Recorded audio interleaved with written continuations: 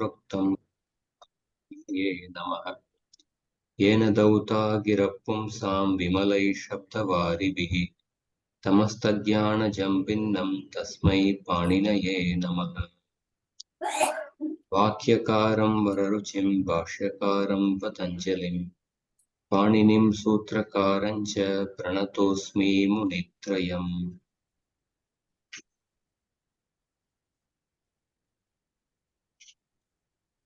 सभी को इस व्याकरण कक्षा में स्वागत।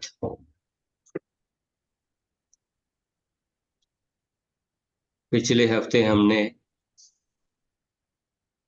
इत्संज्ञा, प्रत्याहार, व्यंजनों के विभाग, सूत्र का लक्षण क्या है, अलग अलग कितने प्रकार के सूत्र होते हैं, इसके बारे में हमने जाना। अभी थोड़ा मैं प्रश्न करता हूँ, कोई बता सकते हैं? इत्संज्ञा इत्संज्ञा को कौन बता सकते हैं? सूत्र के साथ इत्संज्ञा क्या होता है इसको?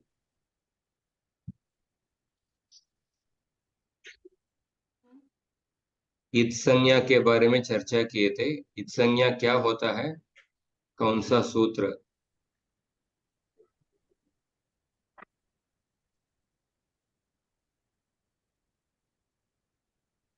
सूत्र नहीं पता, पर the word letter, like say a, e, un. So the un last letter is, halant, and that is to be called itsangya. Sutra is very simple. Halantyam. Sutras are, we have to remember the sutras also. Halantyam. उपदेश में अंतिम हल को इत्संज्ञा होता है। So, when in the question that was asked, समझ में नहीं आया कि क्या ऑप्शन सिलेक्ट करने का, क्योंकि सब में हलंत वर्ड था, हलंत्यम प्लस लोप। So what was how to select that which answer is correct, नहीं समझा। पहला क्वेश्चन जो पूछा था ना एक्सरसाइज में, तो वो नहीं आया आंसर, समझ में नहीं आया कि कौन सा सिलेक्ट करने का ऑप्शंस में से। भू लगा कि bhu did not have halant as well as there was bhu dhatu, but I am not sure which is the correct answer. That's where I wrote. We didn't give any options there actually.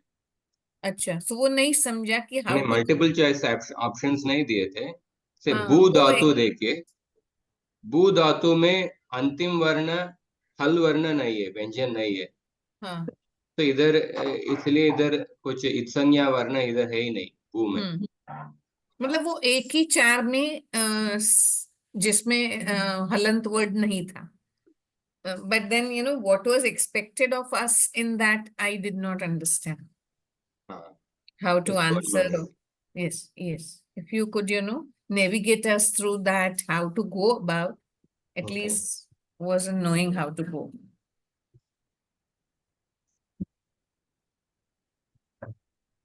Let me share the screen. Yes. Yes, what was expected out of us this question? So Krui dhatu, in that the antim varna is the vyanjana. Vyanjanas are called as a hal, and swaras are denoted by the word ach. So ह्री में अंतिम वर्ण हल है, व्यंजन है, so nyakar है। तो न्यकार को हलंत्यम सूत्र से इत्संज्ञा होगा।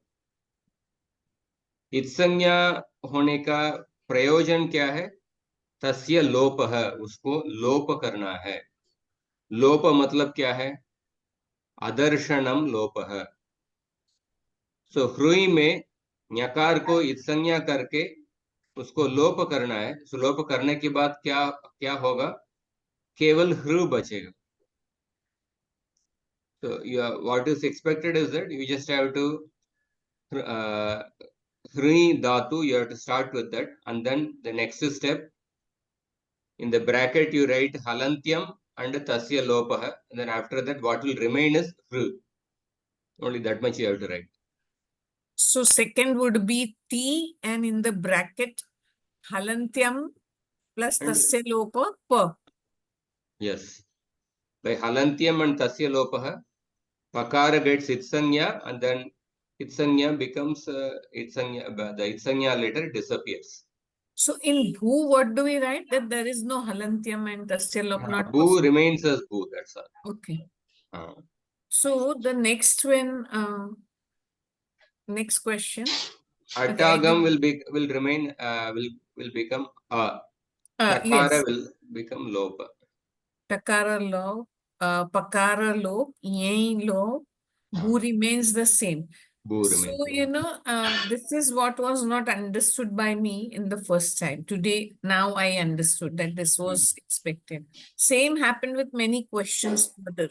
So that is what, if you help us at the end of every class, that this is expected. See, for instance, lope krute kin shishyate. Now, again, what do we do here? Yeah, Kutra lope. halantyam. So where it is halantyam, the itsangya. Yeah, so yeah, the first one there is ang pratyay, which is halantyam. See, the question is that kutra halantyam iti itsanya lope krite kim shishyate. What is that? This Lope krute kin shishyate. kim shishyate na, after you make the itsanya disappear, what will remain? Kim shishyate. Okay, okay. So she, in the first, it is anga will be halantyam. And Nakara, she, you should not say anga. Nakara will get its itsanya by halantyam sutra. okay, so pakara will get its sangya with halantyam sutra, and su remains. And then after Makara that, by will, tasya lopaha, halantyam, by the halantyam sutra, nakara gets its sanya, and then by tasya lopaha, that itsanya letter disappears. So what will remain is only she. okay, okay. So that way, what will happen in same again, bhu will, nothing will happen, because bhu and gya, there is no lop to be. Correct.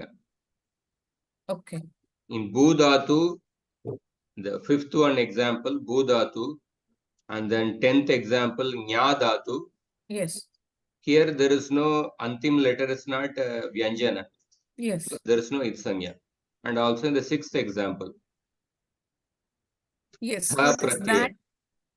Tak pratyaya. Tha pratyaya.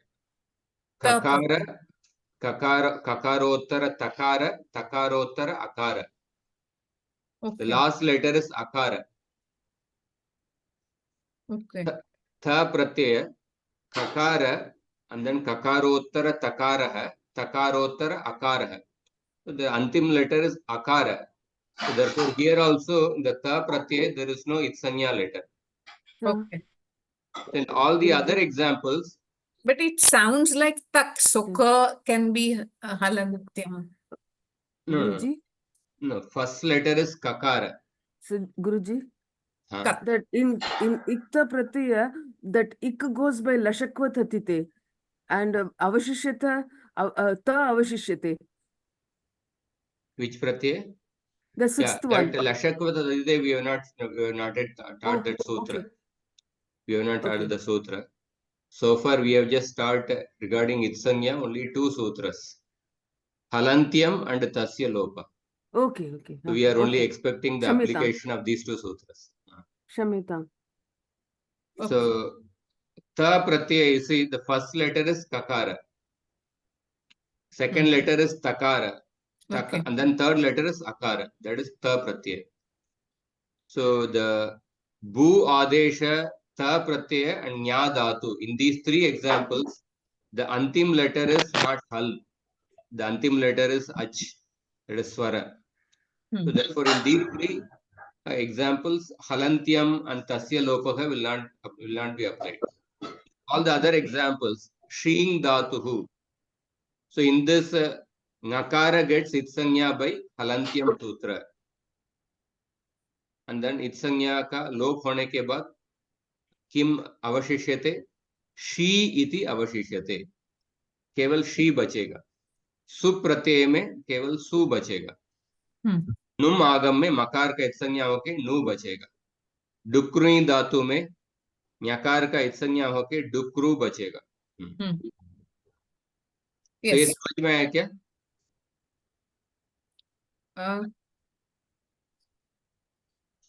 Pardon, Prabhuji? Is it clear? Yes, Yes, this sir. is clear. Yes. So, you know, then third, there is written कि complete वर्ण लिखो, वो भी नहीं समझा कि क्या लिखने का. There is one more. Okay. Yeah, this is this we are not yet taught. Okay. I'll discuss today. No, there is one more where, you know, yes, this is also Purnanam. These two exercises, Okay. I'm not expecting you to do. Today Okay. we'll be going through them. Okay. Swara Vibhaga Gruha Karyam. The Swara Vibhaga, I didn't realize that it is also included in that. But Okay. these things we'll discuss today. And But- then, next one. Yeah, what is Varnasya Purnanam? Purnanama Likata. Means what? Varnasya Purnanama Nikata will be discussing today. Okay. So, you know, if at the end, if you could navigate how we should, we're still not being very familiar with Okay. language, Sanskrit. So Itsanya concept Clear. has everyone understood? Halantyam Sutra, Tasya Yes. Lopaha, Adarshanam Lopaha. So we are trying to understand the Vyakarana with the help of the sutras. Sutras will be, the sutras will be very short actually. Halantyam, there is not remembering is not difficult. So every class we are introducing new sutras. So you can just note down those sutras, write down, and then even if you recite every day, and then also remember the meaning while reciting the sutra, and that will be helpful as we go ahead. So halantyam tasya lopaha adarshanam lopaha. So itsanya concept I hope everyone has understood. And then pratyahara. So कोई बता सकते हैं प्रत्याहार क्या होता है? प्रत्याहार कैसे बनाना है? प्रत्याहार इत्युक्ते हलंत होता है तो प्रत्याहार हलंत को छोड़ना पड़ता है. स्वर होता है तो प्रत्याहार नहीं होता है, उसको नहीं लेना है. अंत में स्वर होता है तो नहीं, प्रत्याहार नहीं होता है. हलंत होता है तो उसे छोड़कर बाकी वर्णों को लेना है. प्रत्याहार कैसे बनाना? दूसरा कोई बताइए. मतलब जब अ ई उन रिल रिक है तो अक इज वन, उसमें भी सवाल बहुत है कि वो एक टेबल आपने बताया था जिसमें ऑल व्यंजन और उसके नीचे सब प्रत्याहार लिखे थे, बट द लॉजिक नहीं समझ में आया कि उसमें कैसे कुछ चीजें, एक टेबल है, ऊपर सब व्यंजन है, नीचे उसके प्रत्याहार लिखे हुए थे. जैसे यहाँ पूछा था कि फॉर्म प्रत्याहार फॉर ऑल द स्वर्स, ऑल द व्यंजन्स, मृदु व्यंजन. सो ये यहाँ एग्जाम्पल दिया है स्वर का, बट व्यंजन का भी आया है. वो ऊपर एक टेबल है, ऊपर सब व्यंजन है और नीचे उसके प्रत्याहार और माहेश्वराणी सूत्राणी से निकाल के लिखा हुआ समझ में आया. पर उसमें बहुत सी जगह ऐसे नहीं लगता है कि ये क्यों नहीं आया उधर. यानी if you go logically using the Maheshwari Sutrani की अप एक ओ, देन एंग के बाद कुछ में अच लिया है, इच लिया है, एच लिया है, पर उसमें दूसरा ऊपर से ए क्यों नहीं लिया है, ऐसे वो कॉम्बिनेशन नहीं समझ में आया। प्रत्याहार, the purpose of pratyahara is to denote more number of letters by using smaller number of letters. That's the purpose of pratyahara. Pratyahara is an abbreviation. I gave an example, doctor. In this, Yeah. 6 letters are there, but you just use dr to denote doctor. The pratyahara purpose is same, that yes, you use only 2 letters to denote the more number of letters. So in the pratyahara, the first letter should be itsanya binna varna. Second letter should be itsanya varna. So in this is what I am expecting. Pratyahara, how to make the purpose of pratyahara is to denote more number of letters using smaller number of letters. And second point is that in the pratyahara, the first letter should be itsanya bhinna varna. Second letter should be itsanya varna.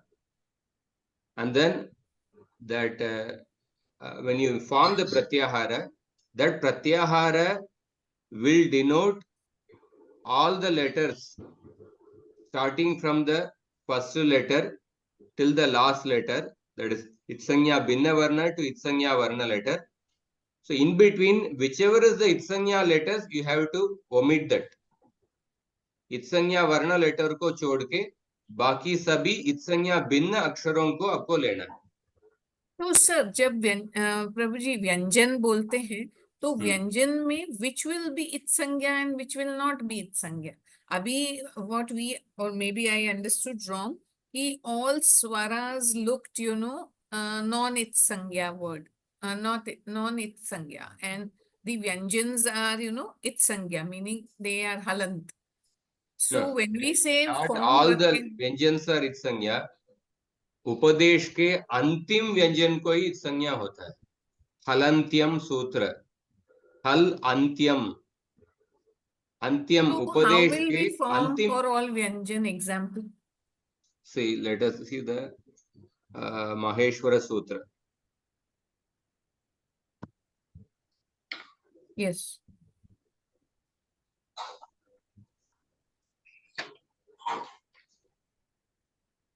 हरे कृष्ण प्रभु जी. हाँ, yes, 1 minute है, इसको जैसे explain करता हूँ, उसके बाद आपका प्रश्न.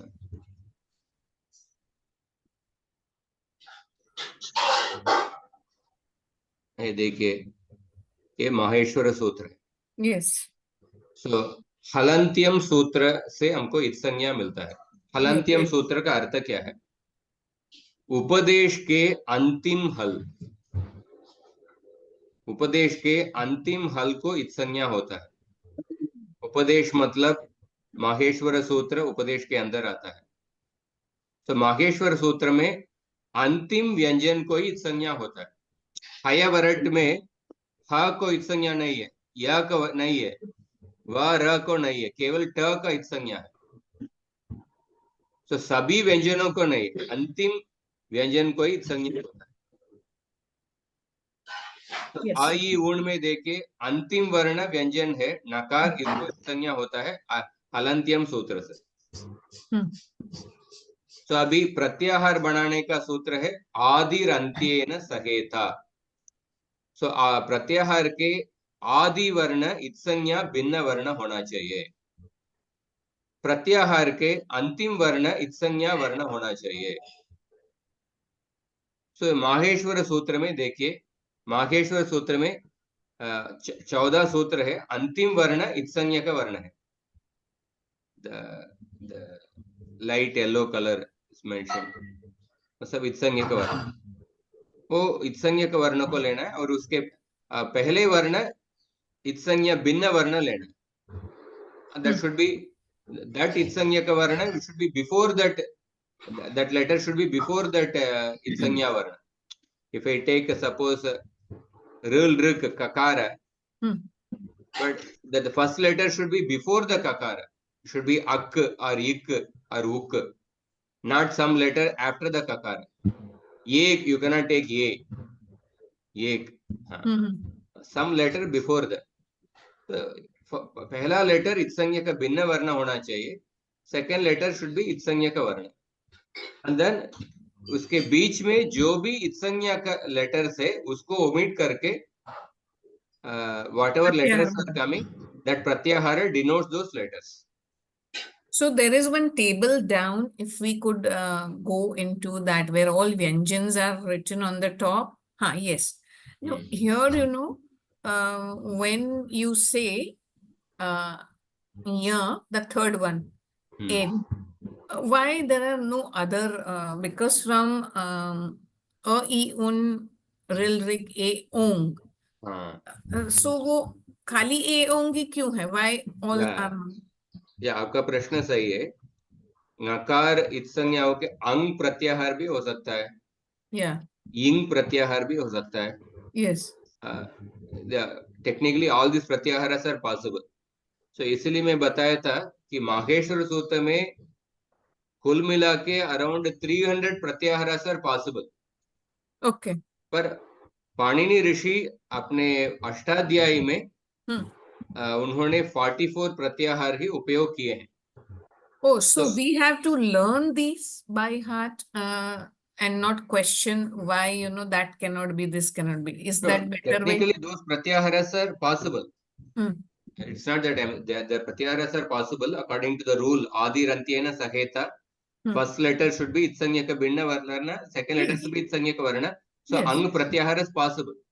But Panini Rishi, in his sutras, when he is making different rules, he has not used those pratyaharas.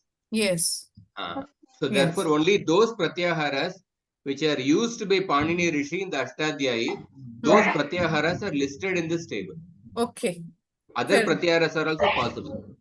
Oh, so what I thought, we are expected to form pratyahara which is endless, if, you know, by the logic, what you said, the first word should be non-halant and the second can be halant vyanjan. So that way we can make as many, but that is not the idea. It is what is offered in this Ashtadhyayi, we should be only referring to those. We have to understand the concept of pratyahara. Yes. And then now those pratyaharas which are used in the Vyakarana, that we have to become familiar. So मैं just बता रहा हूँ कि वर्ग के तृतीय व्यंजन को निर्दिष्ट करने के लिए कौन सा प्रत्याहार. वो नहीं, you know, see in that question all swara, all vyanjan, नहीं समझ में आया कि फिर कौन सा बनाने का, because Panini takes into account only those that are listed in the table. So how do we go about forming what question you asked? Form pratyahara for all swara, all vyanjana, you know, the soft vyanjan, the कर्कश व्यंजन, like that, मृदु व्यंजन, कर्कश व्यंजन, वो नहीं समझा कि फिर कौन सा उसमें से कौन सा बनाने का और कैसे बनाने का. इसमें से आपको लेना ऐसा, the question is separate. This is just this table is basically gives a list of pratyaharas Panini Rishi has used. This table gives a list of pratyaharas. So the question is that, so suppose to indicate all the swaras, what is the pratyahara? To indicate all the swaras, which pratyahara is ach. Ach is the, within ach all the swaras will come. Yes. To indicate all the vyanjanas, what pratyahara? From her till hal. Hal pratyahara. Hal indicates all the vyanjanas.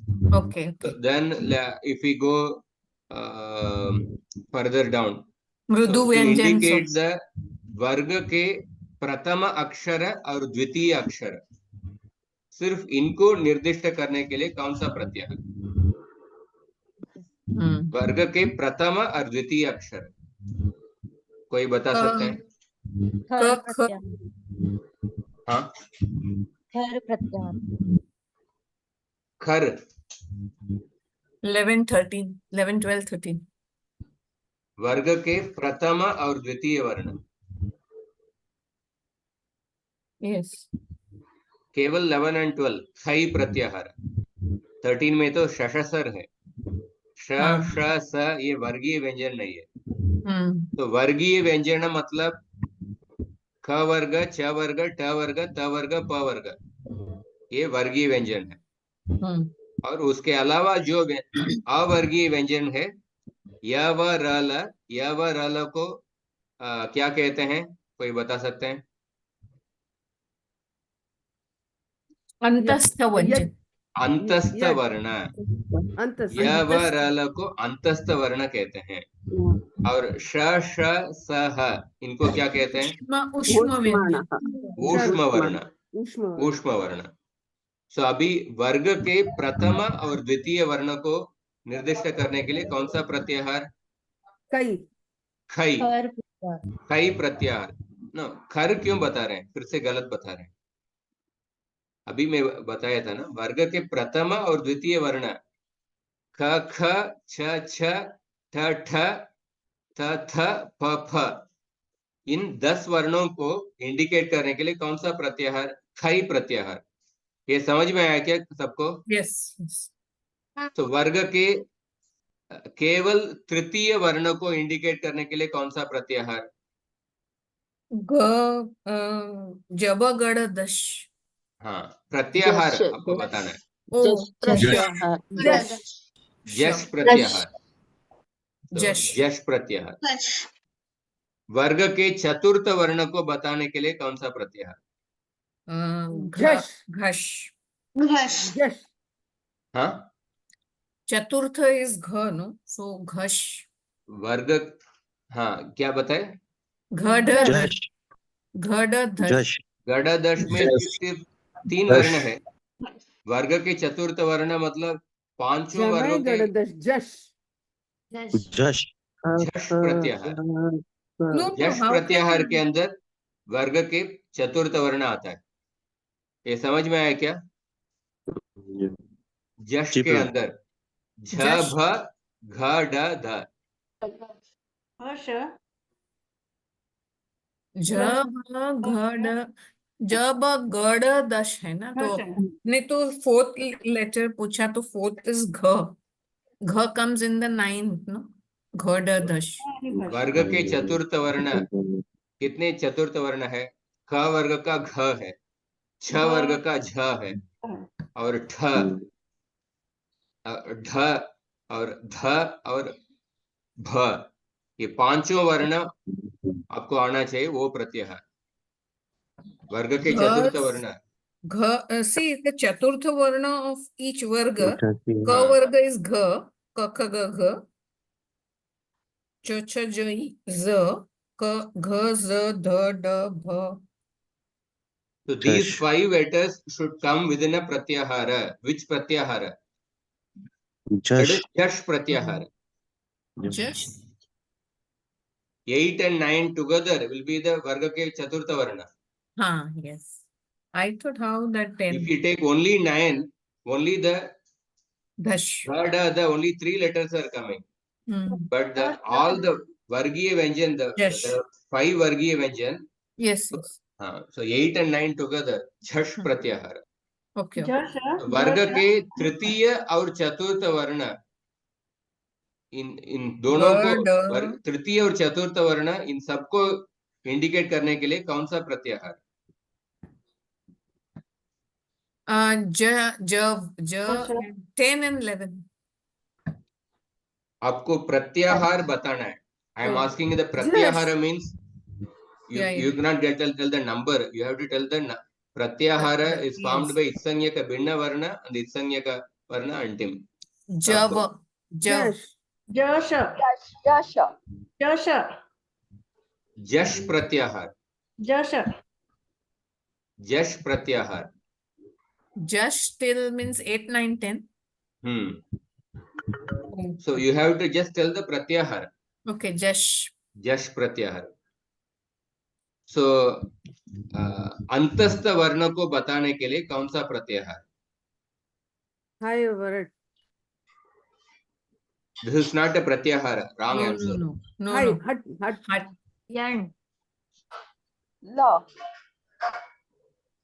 यण यण प्रत्याहार. यण So अंतस्थ वर्ण means ya, va, ra, la. These are the four Okay. letters. Yan, yan. These four letters to indicate which is the pratyahara. Yan. यण Yan. प्रत्याहार. Yes. ऊष्म वर्ण को बताने के लिए कौन सा प्रत्याहार? Shall, Sure. shall, Shall. shall. शल शर प्रत्याहार. शर शल सर शर. शर है या Shall is शल है? also Ushmana. Shall. शल प्रत्याहार. शल शल Shall. शल शल शर के अंदर एक वर्ण छोड़ दिया आपने. शर के अंदर श श स तीन ही वर्ण है.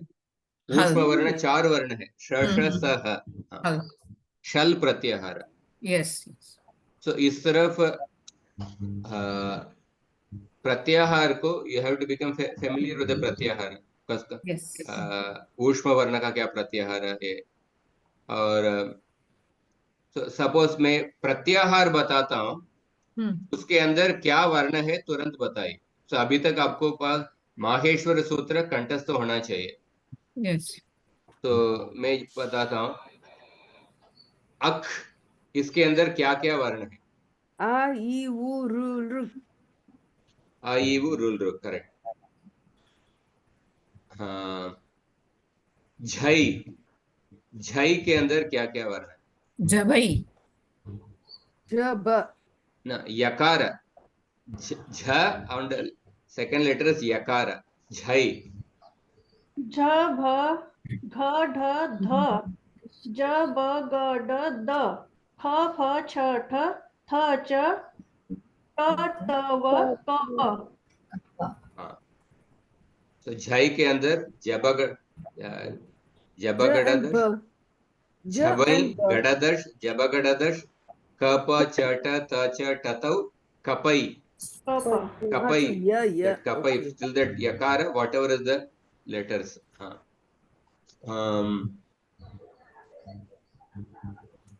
अट्ट प्रत्याहार, इसके अंदर क्या क्या वर्ण है? A, I, Un, Ril, Rig, A, O, Jai, Varai. 1 to 5. हाँ. अ य व र. सो Yes. प्रत्याहार का कंसेप्ट समझ में आया ना? इसमें कुछ डाउट्स है प्रत्याहार में? नहीं, अभी नहीं है. क्योंकि ये बहुत ही फंडामेंटल कंसेप्ट है इसका. This will be used. किसी को भी कुछ शंका है तो संकोच मत कीजिए, पूछिए. प्रत्याहार, इत्संज्ञा, इसमें कुछ डाउट्स है तो. Oh, so when you asked all Vyanjana, it's only from the Maheshwarani Sutrani, which are the Pratyahar, or that question. Okay. And all Swara means only in this 14, what is? Yes. Okay. Yeah, which you just asked, all Karkash Vyanjan, all soft Vyanjan. So कर्कश व्यंजन, मृदु व्यंजन. कर्कश व्यंजन, मृदु व्यंजन, ये भी हमने देखा. Yes. हाँ. कर्कश व्यंजन, earlier I showed the Kakha. slide. First. So कर्कश व्यंजन will be which pratyahara? Pratyahar. कर्कश व्यंजन will be denoted by which pratyahara? Shall. No, shall is the ऊष्म वर्ण. कर्कश व्यंजन. खर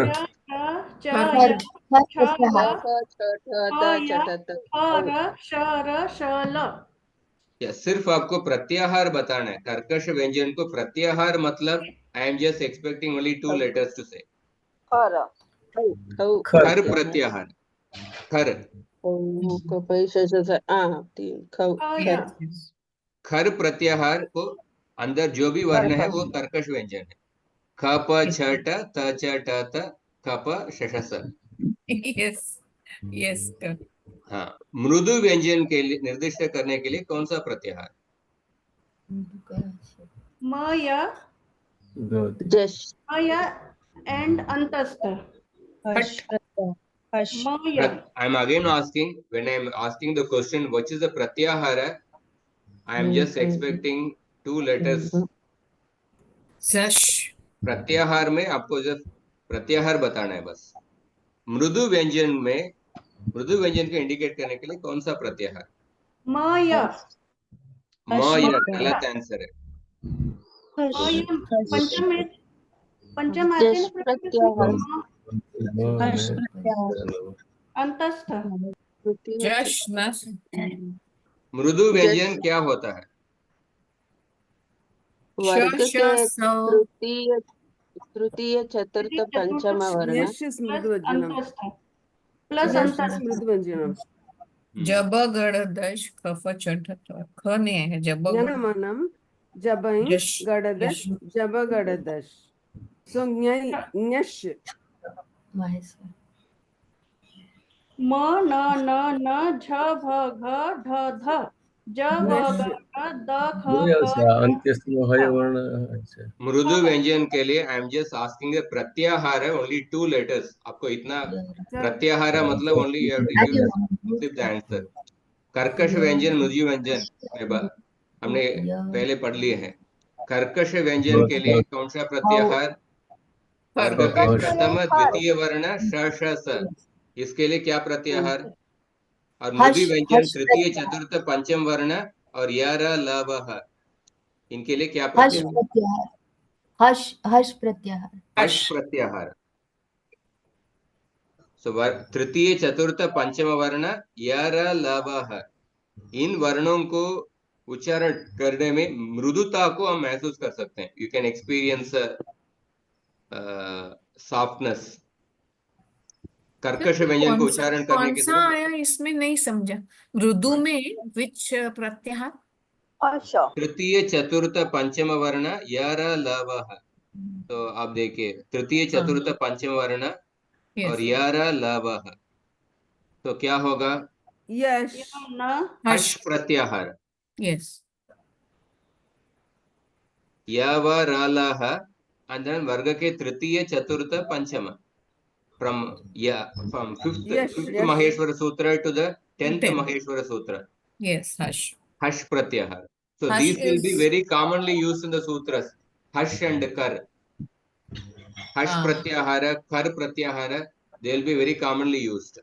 So when I tell the Pratyahara, you should immediately remember what are the letters inside. तो माहेश्वर सूत्र इसीलिए आपको कंठस्थ अभी तक होना चाहिए. ठीक है, ऑलरेडी हमारा 40 मिनट हो गया और मुझे और 20 मिनट ही बाकी है आज. अब अभी आगे जाते हैं. जी.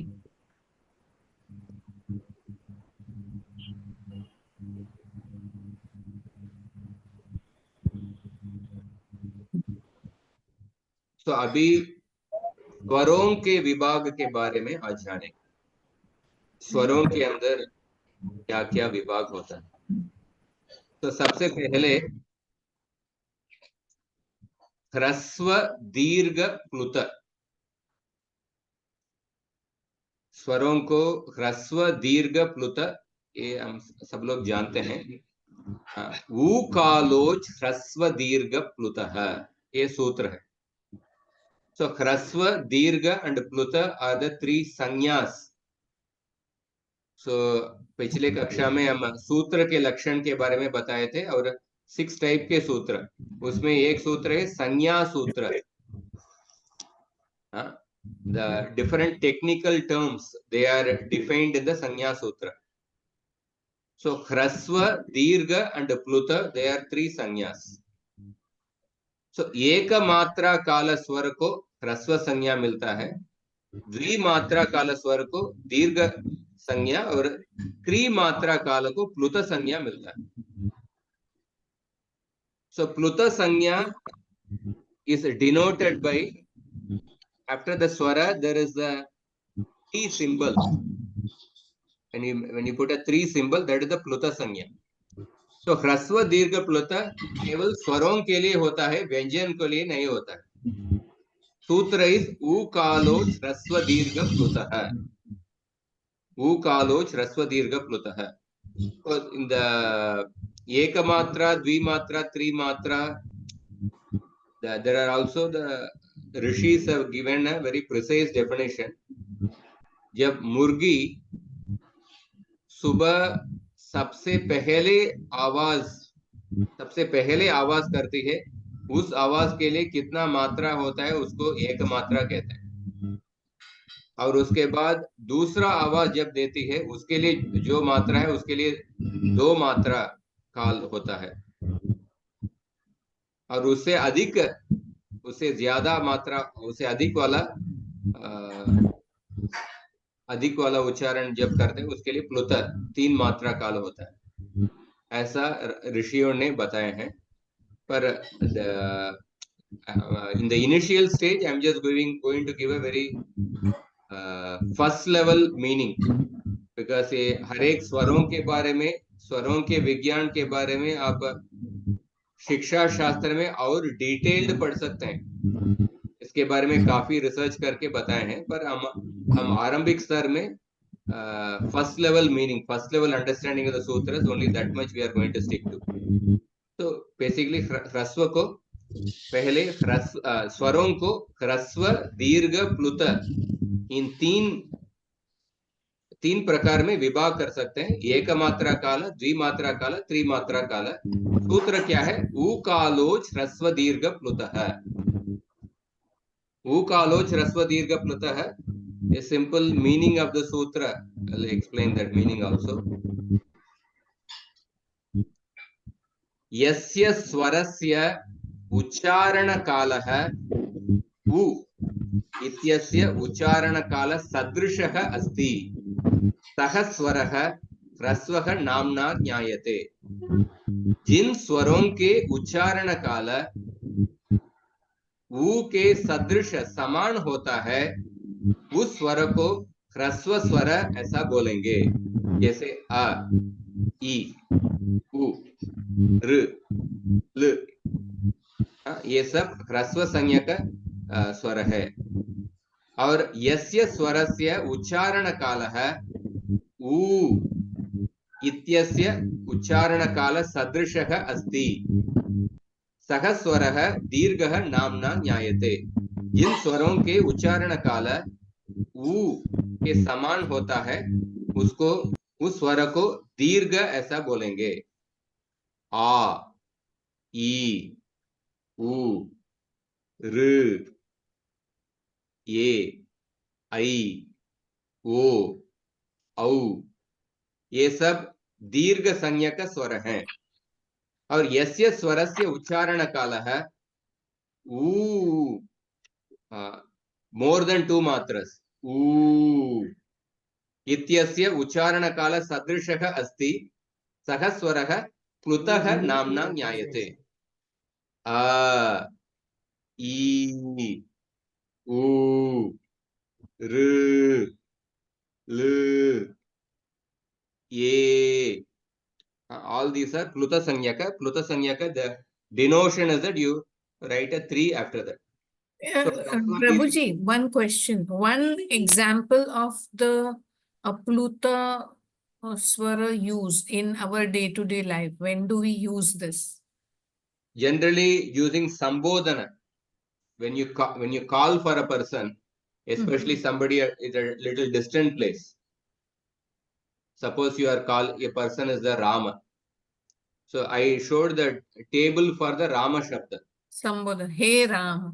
So hey Rama, especially when that person Rama is there little at a distant place, you will call hey Rama. So at that time when you are using Sambodhana, hey Rama, so that akara, that makarotara akara is there, na? That akara will be used in the Sambodhana, that will be used in the Pluta. Okay. This is one example. Okay, ह्रस्व दीर्घ प्लुत, this is the first. And then स्वरों को उदात्त, अनुदात्त और स्वरित, उदात्त, अनुदात्त और स्वरित, इन इस तरफ के 3 विभाग कर सकते हैं। उदात्त का मतलब क्या है? हरेक स्वर को, हरेक अक्षरों को उच्चारण करने के लिए समय एक उच्चारण स्थान से उस अक्षर प्रकट होता है। 1 to 29 to 31. So when the upper part of the ucharana sthana is used, then that swara is a udatta sanyaka swara. When the lower part of the ucharana sthana is used, then ucharana sthana, that concept also will come. So the akara ka ucharana sthana kanta hai. So when you are pronouncing the akara, so within the kanta also, because this is a very fine difference. In the current time, udatta, anudatta, swarita, people, the practice of pronouncing the swaras with udatta, anudatta, swarita has practically disappeared. Mainly in the Veda mantras, those who are learnt in the Parampariyak Gurukul, in the Parampariyak Veda Patashala, they know how to pronounce the swaras with the udatta, anudatta, swarita Veda. So when you use the upper part of the ucharana sthana, then that is a udatta sanyaka swara. When you use the lower part of the ucharana sthana to pronounce the swara, that is a anudatta sanyaka swara. When you use the upper part followed by the lower part of the sthana, of the ucharana sthana, then that is the swarita sanyaka swara. So this is a, at present it is a more a theoretical thing. For example, I'll try to make an attempt. I'm using the upper part of the kanta. That is udatta. When I'm using the lower part of the kanta, that is anudatta.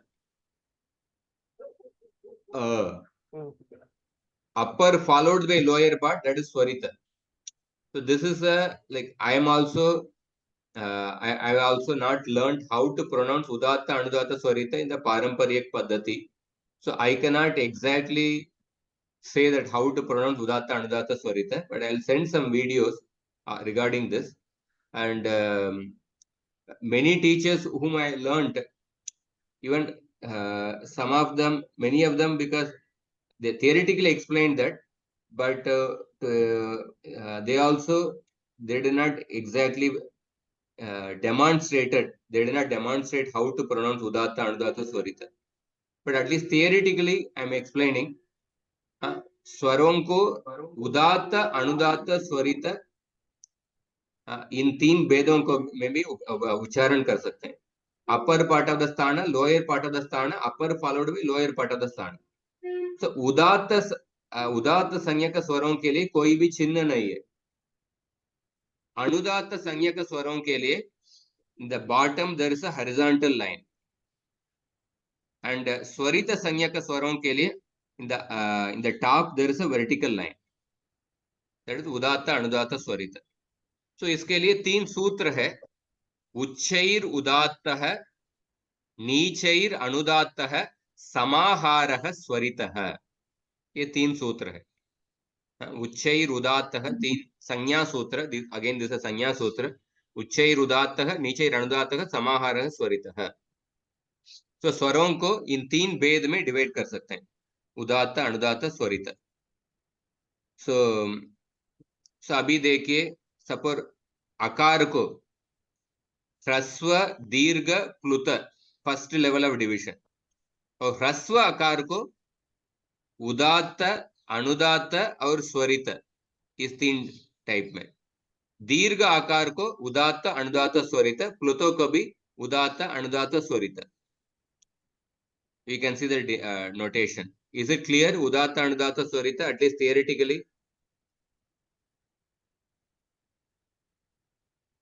Yes. Yes, Prabhuji. Yes, Prabhuji. How to exactly pronounce that? I cannot upper part of the sthana, lower part of the sthana, upper followed by lower part. That is the technical meaning of that. So to demonstrate exactly that, I'm not, I cannot confidently say that, but I'll send some videos of that. So उसके बाद स्वरों को अनुनासिक और अननुनासिक इन दो विभागों में भी डिवाइड कर सकते हैं. सो अनुनासिक क्या होता है और अननुनासिक क्या होता है? मुख सहित नासिकया उच्चार्यमाणः वर्णः अनुनासिक संज्ञः स्यात्. So anunasika is again a sanya. This sanya is given by the sutra मुखनासिका वचनोनु नासिकः. ये संज्ञा सूत्र है. अनुनासिक संज्ञा को सिंपल अंडरस्टैंडिंग, मुख और नासिका इन दोनों को उपयोग करके जब वर्णों को उच्चारण करते हैं उस वर्ण को अनुनासिक वर्ण कहते हैं. मुख सहित नासिकया. सो अनुनासिक वर्ण का चिन्ह क्या है? आकार के ऊपर एक चंद्र बिंदु होता है. लाइक मुख और नासिका दोनों को उपयोग करके उच्चारण करने वाले वर्ण अनुनासिक. मुख मात्रेण, केवल मुख को उपयोग करके जब आप बोल रहा हूं उस समय नासिका को उपयोग नहीं कर रहा हूं, पर अभी नासिका को भी उपयोग करके उच्चारण किया हूं. सो मुख मात्रेण, मुख मात्र को उपयोग करके जब स्वरों को उच्चारण करेंगे वो अननुनासिक कहेंगे. अनुनासिक के पहले अण उपसर्ग और अण affix, when the prefix अण is added, that is a negation. अनुनासिक अननुनासिक. तो इस तरह स्वरों को अनुनासिक अनुनासिक इस ये दो विभागों में भी डिवाइड कर सकते हैं. इसके लिए सूत्र क्या है? मुखनासिका वचनोनु नासिकः. अभी आइए उदाहरण के लिए देखिए. अनुनासिक वर्णः, अकार का अनुनासिक अननुनासिक भेद. इकार को भी अकार इकार और सभी स्वरों को अकार इकार उकार ऋकार लकार ये ऐ ओ औ, ये सभी स्वरों को अनुनासिक अननुनासिक भेद में कर सकते हैं. और व्यंजनों में भी अनुनासिक वर्ण होते हैं, पर ओनली फॉर स्पेसिफिक व्यंजन. स्वरों में सभी स्वरों को अनुनासिक अननुनासिक भेद होते हैं, पर व्यंजनों में य व ल इन तीन वर्णों को अनुनासिक और अननुनासिक दोनों भेद है.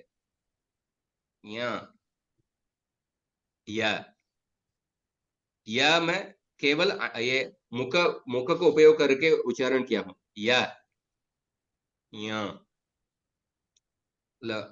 नासिका और मुख दोनों को उच्चारण करके, इसलिए य के ऊपर चंद्र बिंदु है. व केवल मुख, नासिका और मुख दोनों को उच्चारण किया हूं. सो य व ल इन तीन वर्णों को अनुनासिक अननुनासिक दोनों भेद होते हैं. और वर्ग के पंचम वर्ण नित्यम अनुनासिकाः. ङकार ङ न न म, ये नित्यम अनुनासिकाः. इसके अननुनासिक भेद नहीं होता है. हमेशा मुख और नासिका दोनों को उपयोग करके उच्चारण करना है. ये समझ में आया क्या अनुनासिका? इसमें कुछ संशय है? श 3 टाइप्स ऑफ श, उसका कुछ भेद नहीं उसमें होता. नासिका को उपयोगी नहीं होता है, वो हमेशा अननुनासिक. बाकी सभी व्यंजन य व ल, बाकी सभी व्यंजन हमेशा अननुनासिक ही होगा. अननुनासिक मीनिंग that केवल मुख को उपयोग करके. okay, मुख मात्रेण. yeah. तो स्वरों में अनुनासिक अनुनासिक दोनों भेद हो सकता है। व्यंजनों में 3 वर्ण य व ल, इसका अनुनासिक अनुनासिक दोनों वेरिएशन है, 2 टाइप, दोनों तरीके से उच्चारण कर सकते हैं। और वर्ग के पंचम वर्ण नित्यम अनुनासिक वर्ण है, हमेशा अनुनासिक वर्ण, हमेशा मुख और नासिका दोनों को उपयोग करके उच्चारण करना। और बाकी सब व्यंजन हमेशा अनुनासिक वर्ण ही है, मुख मात्रेण उच्चारणम कर्तव्य। ठीक है, तो अभी देखिए ह्रस्व अकार लिखिए। केवल ह्रस्व अकार का कितना वेरिएशन है? केवल ह्रस्व अकार को उदात्त अनुदात्त स्वरित 3 वेरिएशन, और उदात्त ह्रस्व अकार को अनुनासिक अनुनासिक उसका 2 वेरिएशन है। अनुदात्त ह्रस्व आकार को अनुनासिक अनुनासिक 2 वेरिएशन, त्वरित आकार को अनुनासिक अनुनासिक 2 वेरिएशन। तो इस तरह ह्रस्व आकार को 6 टाइप का 6 वेरिएशन है, 6 वेरिएशन है। ह्रस्व उदात्त अनुनासिक, ह्रस्व उदात्त अनुनासिक, ह्रस्व अनुदात्त अनुनासिक। इस तरह ह्रस्व आकार को 6 वेरिएशन है। उसी टाइप को दीर्घ आकार को भी ये 6 वेरिएशन रहेगा, उदात्त अनुदात्त स्वरित और अनुनासिक अनुनासिक। उसी टाइप का प्लुत आकार को भी ये 6 वेरिएशन रहेगा, उदात्त अनुदात्त स्वरित अनुनासिक अनुनासिक भेदों में। तो इस तरफ आप देखेंगे तो केवल आकार का 18 वेरिएशन है, ह्रस्व दीर्घ प्लुत अनुनासिक अनुनासिक, इसमें 18 वेरिएशन है। तो ये समझ में आया क्या आपको? यस। सो इसी टाइप का जैसे आकार का ह्रस्व दीर्घ प्लुत उदात्त अनुदात्त स्वरित अनुनासिक अनुनासिक, इन तीनों को उपयोग करके आकार को 18 वेरिएशन है। उसी टाइप को इकार को भी और उकार ऋकार इनको भी 18 वेरिएशन है। आ ई उ ऋ येषां वर्णानां प्रत्येकम 18 भेदाः। यस। तो आ ई उ ऋ इनको भी 18 वेरिएशन है। और ल वर्णस्य 12, लकार का दीर्घ उच्चारण नहीं है, इसको जैसे आपको भाषा में ही नहीं है, लकार के लिए दीर्घ उच्चारण नहीं है, ह्रस्व उच्चारण और प्लुत उच्चारण दोनों ही है। इसलिए लकार के लिए 12, only 12 variations will be there. और येचाम अपि, येच मतलब क्या है? येच प्रत्याहार के अंदर कौन सा वर्ण है? एच, ए ओंग औच, ए आई I out, ए ओंग आई औच। I out, 4 वर्ण आपको बताना है, ए ओ आई औ। I out, इत्संज्ञक वर्ण को छोड़ के 4 वर्ण, ए ओ आई औ, that is H. So H प्रत्याहार के अंदर जो 4 वर्ण है, मतलब ए आई ओ औ, इन 4 वर्णों के लिए ह्रस्व उच्चारण नहीं है।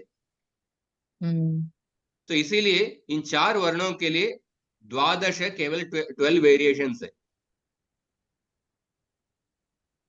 हाँ, सो ये स्वरों के विभाग के बारे में अभी बता दिया। आ ई उ ऋ के लिए 18 वेरिएशंस, ल के लिए दीर्घ नहीं है इसलिए 12 वेरिएशंस, और एच के लिए ह्रस्व नहीं है इसलिए 12 वेरिएशंस। सो आज अभी क्या सीखे? स्वरों का पहला सूत्र ऊकालोच ह्रस्व दीर्घ प्लुत है। ह्रस्व दीर्घ प्लुत ये 3 संज्ञा देने वाले सूत्र, उससे हम एक मात्रा काल, द्विमात्रा काल, प्लुत त्रिमात्रा काल। स्वरों को ह्रस्व दीर्घ प्लुत संज्ञा होता है, ये सीखा। उसके बाद उच्चैरुदात्तः नीचैरनुदात्तः समाहारः स्वरितः। सो उच्चारण स्थान के अपर पार्ट स्वरित उदात्त अनुदात्त स्वरित, इसके बारे में सीखा। उसके बाद अनुनासिक क्या होता है, मुखनासिका वचनोनुनासिकः। सो हर एक कक्षा में जो भी सूत्र बता रहा हूं उसको याद करते जाइए। मुखनासिका एटलीस्ट रोज एक बार, जस्ट एक बार उच्चारण करेंगे तो काफी है, आपको याद हो जाएगा। आपको रटने का जरूरत नहीं, just make it a practice every day, just recite, just see the sutras and then recite it. It will just get memorized in due course of time. मुखनासिका वचनोनुनासिकः। अनुनासिक क्या होता है, अनुनासिक क्या होता है? तो इसके इन तीनों के ह्रस्व दीर्घ प्लुत, उदात्त अनुदात्त स्वरित और अनुनासिक अनुनासिक, इन तीन कैटेगरी से हर एक स्वर का कितना वेरिएशन से उसके बारे में हमने जाना। सो अभी आपको यस अभ्यास कार्य, सो लाइक वर्ण चिन्हम लिखत, सो ह्रस्वः अनुदात्तः अननुनासिकः अकारः। So how will you denote this? How will you write this?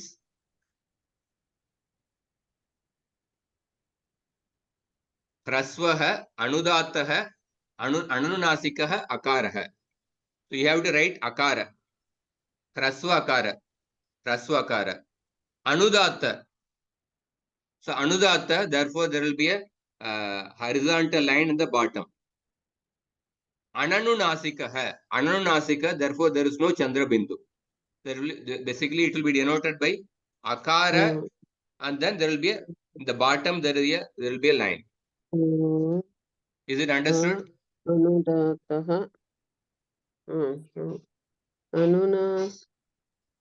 महोदय, अनुनासिकः में क्या लिखना है? तो अनुनासिक के लिए एक ऊपर चंद्र बिंदु होता है, अननुनासिक के लिए कुछ भी चिन्ह नहीं है। आ लिख कर अनुनासिक बिंदी लगा दो तो हो गया। नहीं, ये अननुनासिक बता रहा हूँ, अननुनासिक के लिए कुछ चिन्ह नहीं है।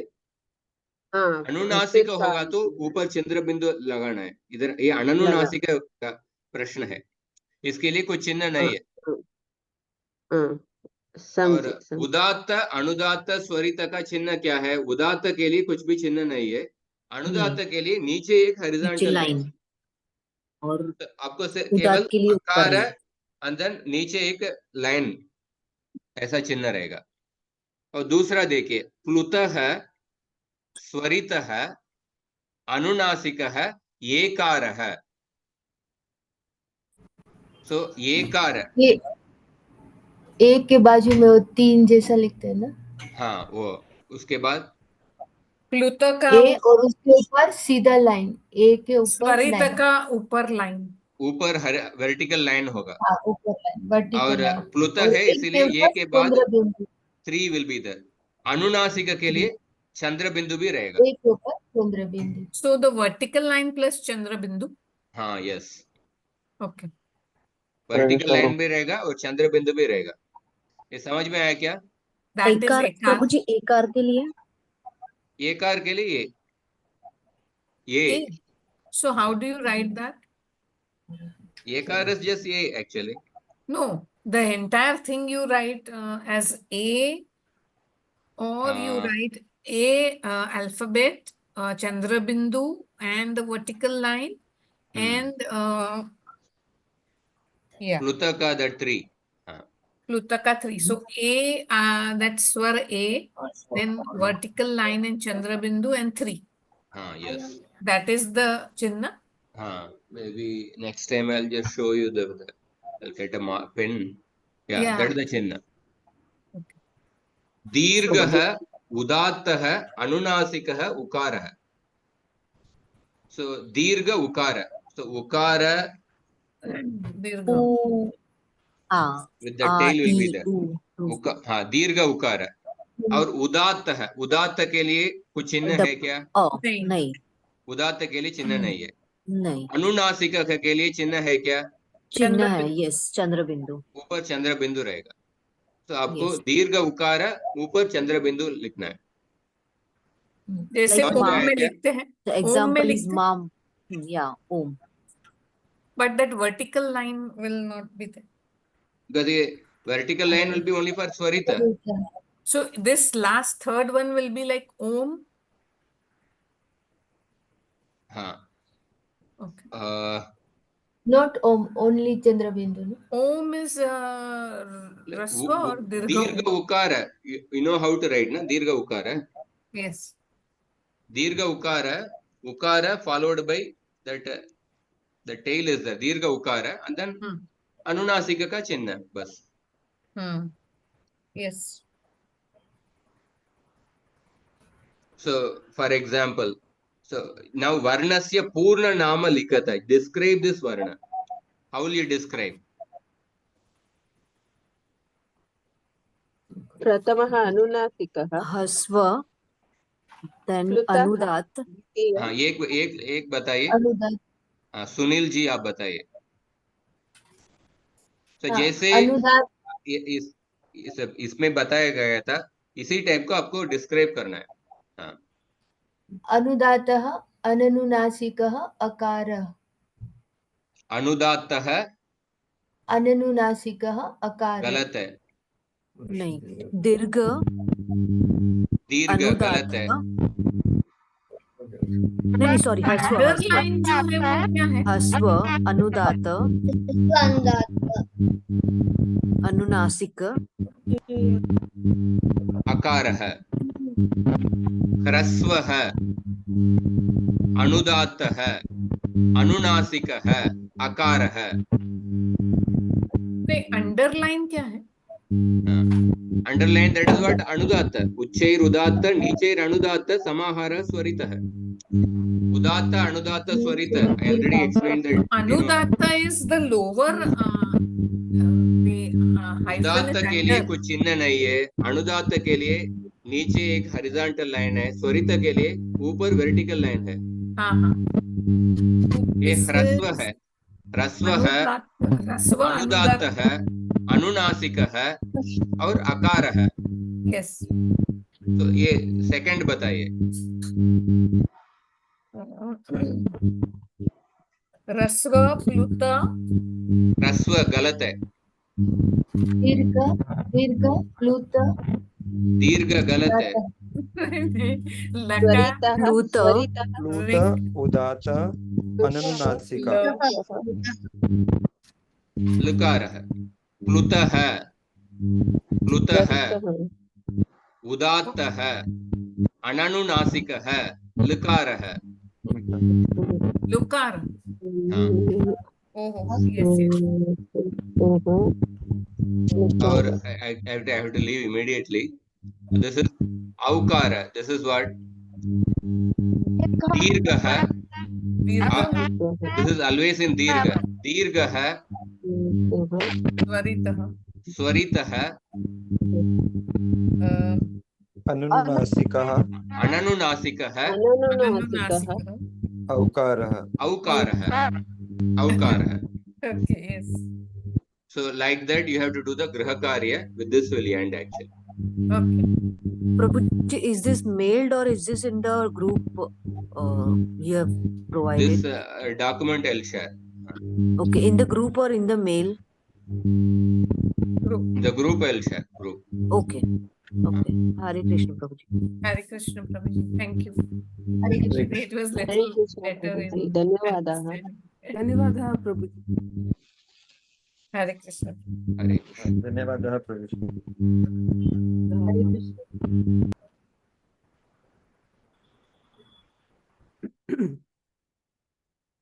कृष्ण प्रभु जी। हाँ, मैं बाद में कोई प्रश्न है तो बाद में पूछिए, मुझे नहीं, तुरंत जाना प्रश्न है। नहीं है। मुझे आपसे बात करनी थी कि कुछ हमें डिसाइड मतलब ऐसे सोचा है कि जैसे प्रश्न रहते हैं तो सिंपल जो भी